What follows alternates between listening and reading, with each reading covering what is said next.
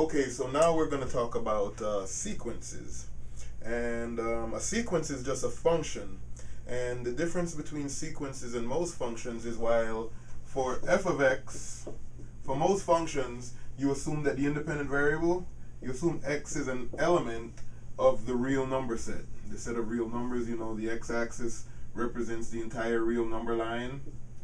This is the x-axis, right? For a sequence is also a function. Let's call the function a, but the input for the sequence is the set of natural numbers. So in this case, n is an element of this set of numbers. 1, 2, 3, and so forth. Basically the numbers that we use to count. So in most functions now, for instance, if we were dealing with a linear function, let's say the linear function f of x is equal to, let's say 3x minus 6. Alright? Well, this function is a function of the real numbers. You can plug a real number into it. So when you graph it,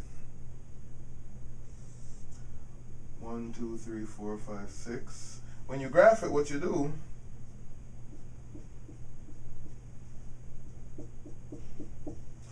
is you find the y-intercept, which is negative 6. 1, 2, 3, 4, 5, 6.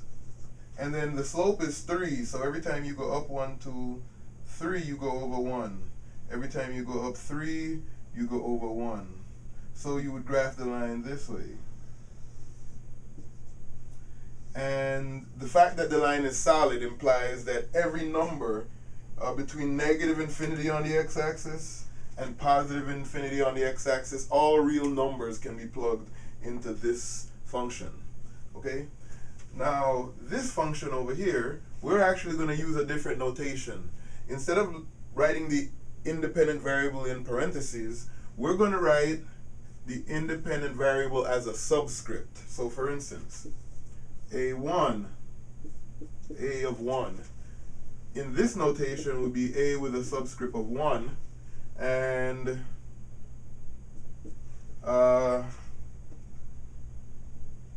would be what you would get if you plug 1 into this particular function. Let's use the same function. Let's define an, a function of n, as being 3, which is the slope, times n, which is the independent variable, minus 6. So this function a as a function of n is similar to this function f, which is a function of x, the real numbers. The only difference being this function only has values for the natural numbers. So when you graph it, well, first of all, we're going to plug in 1 as the first number. When n is equal to 1, that would be a1. When n is equal to 1, we have the value 3 minus 6. 3 times 1 is 3, minus 6 is negative 3. So we're down here, 1, 2, 3. When n is equal to 1. Now this is not the x-axis anymore, this axis is n. And a1 would be negative 3, you'd have that point right there. The next number that you could plug in, after you find a1 to be negative 3, the next number you'd plug in would be 2. So you'd have a2 is equal to 3 times 2 minus 6. 3 times 2 minus 6 would give us 0, so that the second functional value, a2, is equal to 0. That's the a of 2, right? So when n is 2, a is equal to 0.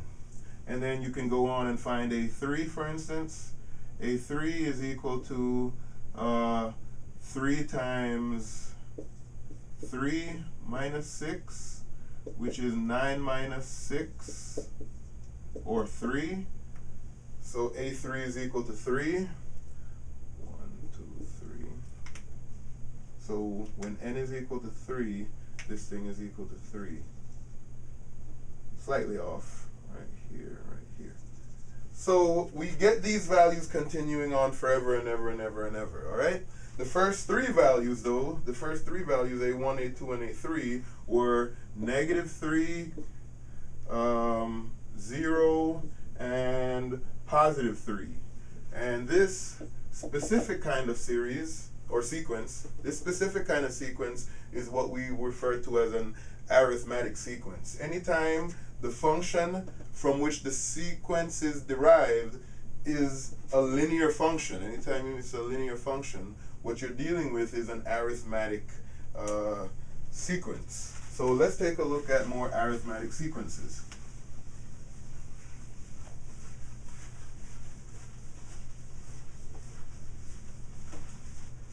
All right, so what I just said is that if you take a function of the real numbers, mx plus b, let's say, and you want to write it in the form of a sequence, you could always adopt this notation. You could say an is equal to, so this is a as a function of n, so that we know that the natural numbers, the counting numbers, 1, 2, 3, and so forth, are the domain elements. That's where the domain of this function is.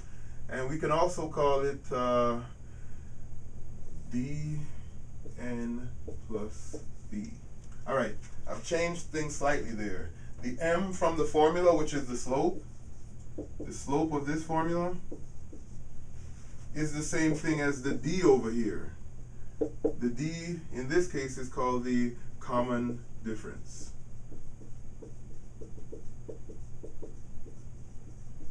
So whenever you have an arithmetic sequence, every arithmetic sequence has the common difference associated with it. What the common difference is the difference between two consecutive functional values. So for instance, if you take A2 and A1 and subtract, then you would get this common difference. And if you take A3 and A2 and subtract consecutive elements, then you would get this common difference. It's the same concept as the slope. It's the difference between two consecutive functional values. And then that's forcing n to be two consecutive integers. All right, so we have the slope, and it's the same as the common difference. So these two are really the same thing. They just have different domains. The domain over here is the set of natural numbers. The domain over here is the set of real numbers. So let's try a problem. Remember, and I'm going to use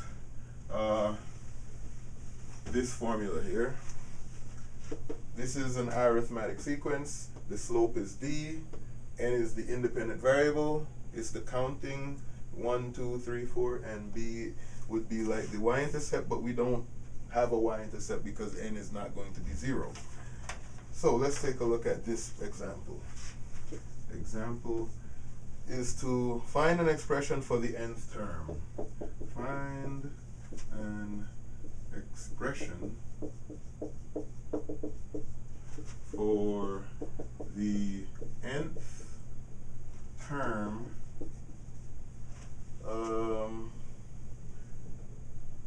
and find, let's see, we're looking for A30. A30. That would be the 30th term. So that would be the result of plugging the number 30 into the formula here. And that would be the 30th term in the sequence because it starts at 1 and then at 2, 3, 4, all the way up to 30. All right? And here is the sequence. It's going to be -6, -2, 2, 6, 10, and then it continues on like that forever and ever and ever. All right, now here's how this notation works. This first number here in the sequence, the first number in the sequence is the first functional value. It's what you get if you plug 1 into this. This is A2. Also what you get if you plug 2 into this. This would be A3, A4, and A5. And it would continue on like this. It would continue on like this. And what they're asking us is they're asking us to find a generalized formula to give us the elements or the terms in this sequence. So we're looking for an. Alright, well I know an would equal this. If I can find the difference between two consecutive terms, I can find the common difference, okay? The common difference has to be the same from term to term. So what I mean is a5 minus a4, a5 minus a4, has to be the same as a4 minus a3, a4 minus a3, has to be the same as a3 minus a2, a3 minus a2, and that has to be the same as a2 minus a1, a2 minus a1. And it turns out that they are all the same. 10 minus 6 is 4, 6 minus 2 is 4, 2 minus negative 2 is 4, and negative 2 minus negative 6 is also 4. So I find the difference between any pair of consecutive terms, the common difference is equal to 4. So now I know the common difference d is equal to 4, and I have this model I'm working with now. An is equal to d, which is 4, times n plus b.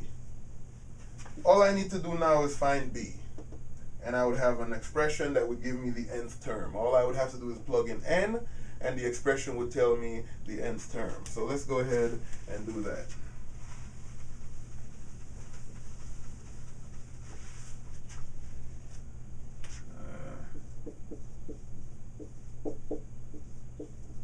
Alright, so let's see. I know that an is equal to 4n plus b, but I also know that a1, which should be 4 times 1 plus b, and I know that that's equal to negative 6, equals negative 6. So this tells me that 4 plus b is equal to negative 6, or that b is equal to negative negative 10. Sorry. B is equal to negative 10. You subtract 4 from both sides. Okay, so now that I find that b is equal to negative 10, I have the equation for my nth term. I now know that an, the nth term, is equal to 4, which is the common difference, multiplied by n, which is the independent variable, plus b, which is negative 10. So here's the expression for the nth term, and it works for all of these terms. If you plug 1 in, you get 4 times 1, which is 4 minus 10, which gives you negative 6. If you plug in 2, you get 4 times 2 is negative 8, plus, or negative 8 minus 10 is negative 2. If you plug in 3, you get 4 times 3 is 12. 12 minus 10 is 2. You plug in 4, you get 4 times 4 is 16. 16 minus 10 is 6. So it works for all of them. This is the expression for the general nth term. This is an. 4n minus 10. So the question also asks us to find a30. It also asks us to find a30. So let's take a look at a30. A30, the 30th term. The 30th term is equal to 4 times n, which is 30, minus 10. Minus 10. 4 times 30 is 120, and 120 minus 10 is 110. So this is equal to 110. So there I've found the nth term, and I've also found the 30th term. So recapping, I have my nth term is equal to 4n minus 10, and the 30th term specifically, the 30th term is equal to 110. So I answered both questions. I found a general nth term, and I've also located or found the 30th term.